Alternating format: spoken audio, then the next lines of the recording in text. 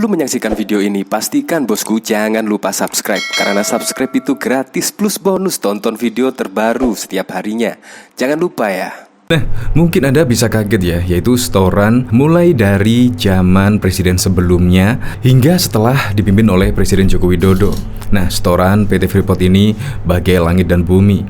Dan bahkan diketahui setoran PT Freeport pada tahun 2005 yang lalu, yaitu sebesar cuma 1, berapa triliun. Tetapi sekarang sungguh mengejutkan, lebih dari 60 kali lipat.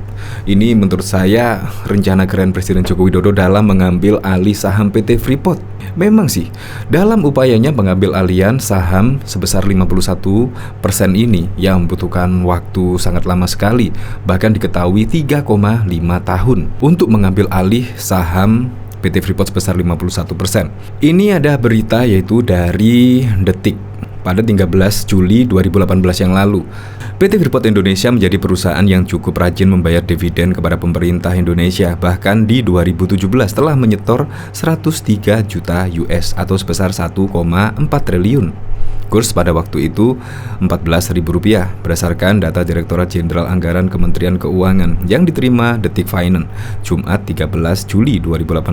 Perusahaan tambang asal Amerika Serikat ini hanya tidak membayarkan dividen pada kurun waktu 2012 hingga 2016. Pada 2005 misalnya, Freeport Indonesia telah membayarkan dividen kepada pemerintah sebesar 112 juta US atau setara dengan 1,17 triliun. Pada 2006 meningkat menjadi 159,3 juta US atau setara dengan 1,46 triliun. Dan seterusnya dan seterusnya. Tetapi dari sini, yaitu mulai 2005 hingga 2011 tidak mencapai 2 triliun.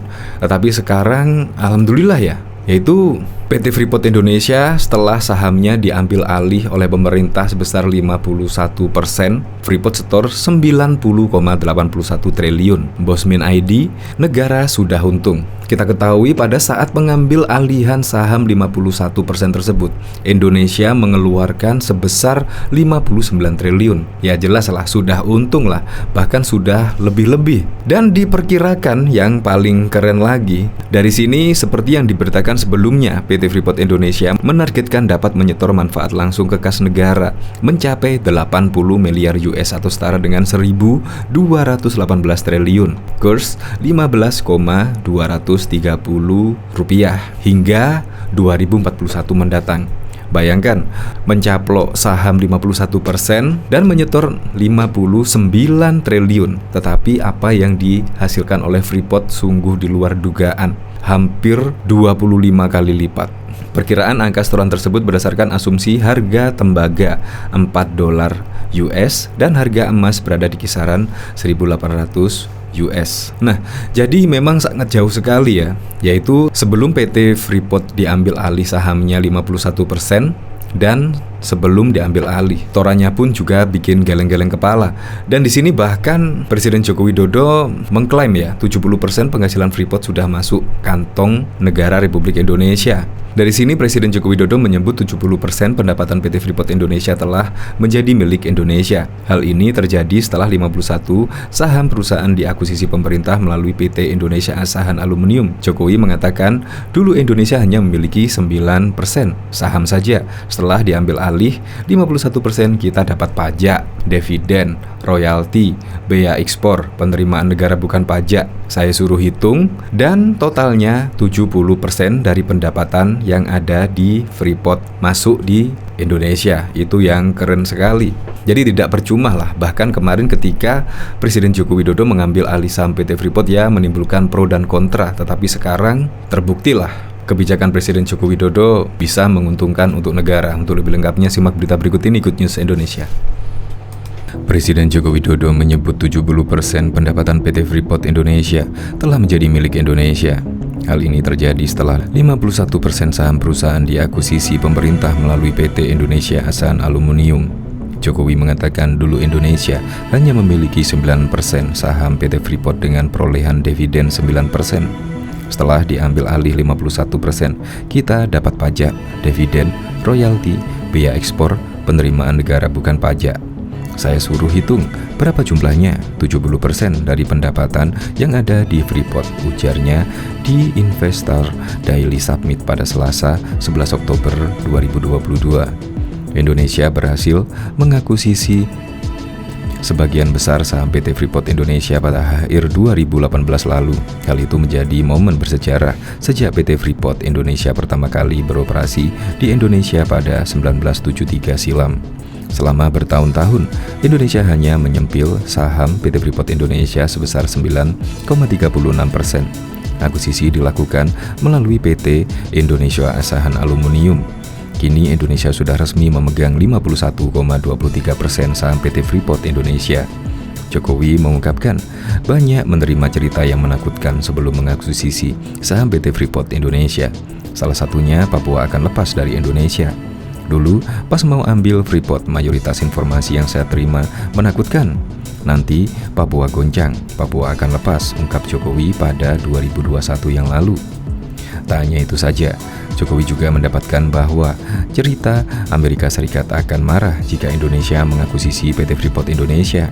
Hal itu bahkan membuat anak buahnya ragu untuk mengambil alih sebagian besar saham PT Freeport Indonesia. Lantas, ia membuktikan bahwa tak ada masalah krusial karena RI berhasil mencaplok saham PT Freeport Indonesia.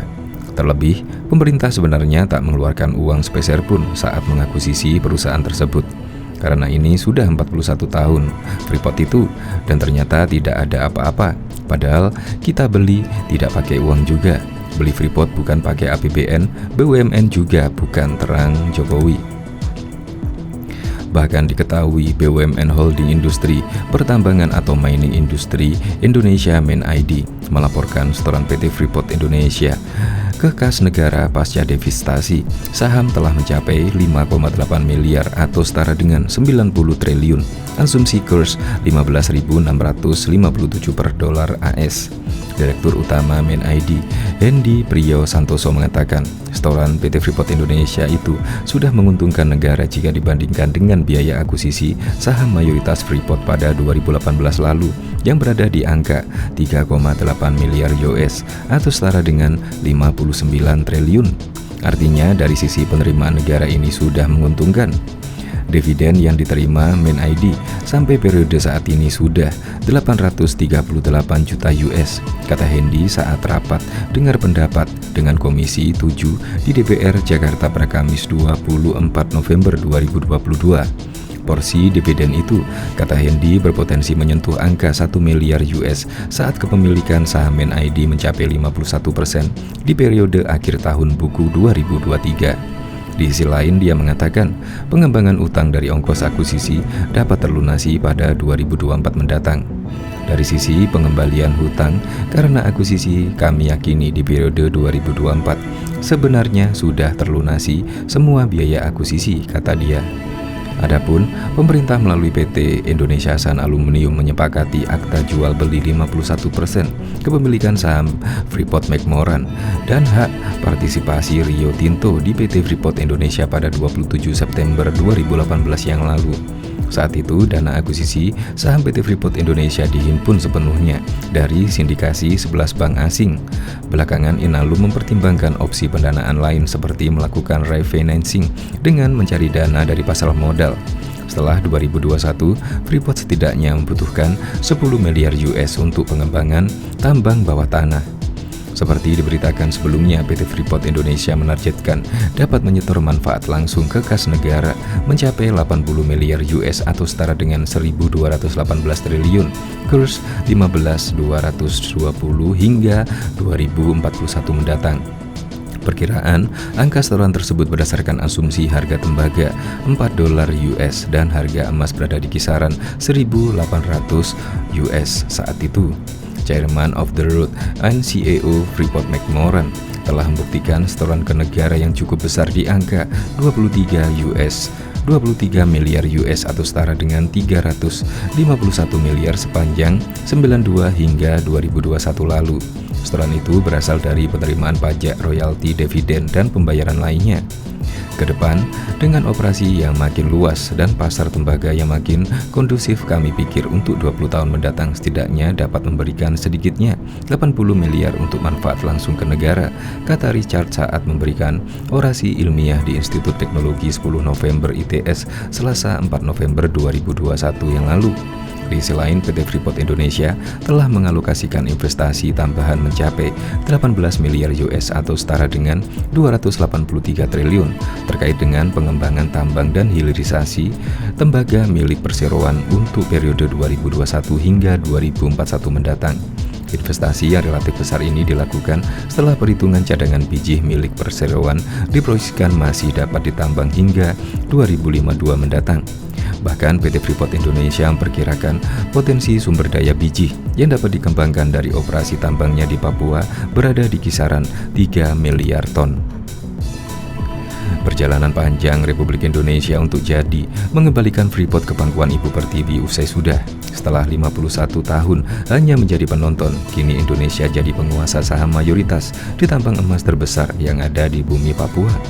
Bisnis PT Freeport Indonesia punya sejarah panjang di Indonesia, bermula dari penelitian seorang geolog Belanda, Jan Hercules Dossy. Dalam laporannya, Dossy menuliskan terdapat gunung tembaga di Papua, dan laporannya ini dirilik oleh geolog Freeport. Freeport kemudian mengirim geolognya ke Papua untuk mengecek gunung tersebut dan menemukan Erzberg. Freeport kemudian mencoba mendekati Presiden Soekarno agar bisa membuka tambang di Erzberg, namun ditolak oleh Presiden RI pertama yang saat itu menolak keras konsep kapitalis Barat. Tahun 1967 Soekarno digantikan Presiden Soeharto. Di sini Freeport mulai bergerak lagi dan pintu investasi dibuka lebar-lebar oleh presiden yang dikenal dengan julukan Bapak Pembangunan itu. Sejak 1967 sampai 2018 atau sepanjang 51 tahun lamanya, perjalanan bisnis Freeport bisa disebut penuh polemik.